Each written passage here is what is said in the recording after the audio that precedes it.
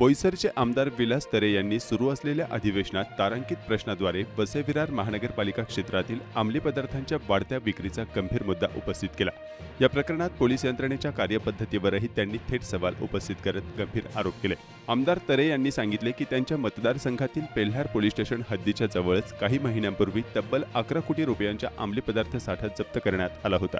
मात्र आजही पोलीस ठाण्याच्या परिसरात खुलेआम अंमली पदार्थांची विक्री सुरू असल्याचा आरोप त्यांनी केला। या संदर्भातील काही व्हिडिओ पुरावेही त्यांनी सभागृहात सादर केले होते।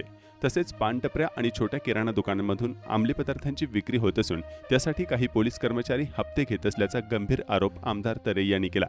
या प्रकरणी संबंधित पोलीस निरीक्षकावर तत्काळ कारवाई करण्याची मागणीही त्यांनी केली आहे। या आरोपांवर उत्तर देताना मुख्यमंत्री तथा गृहमंत्री देवेंद्र फडणवीस यांनी या प्रकरणाची गंभीर दखल घेतली। आमदार तरे यांनी दिलेली माहिती विश्वसनीय मानून त्यांनी दिलेल्या पत्रानंतर कारवाई झाली नसेल तर मीरा भाईंदर वसई-विरार पोलीस यंत्रणेची सखोल चौकशी केली जाईल असंही त्यांनी स्पष्ट केलं।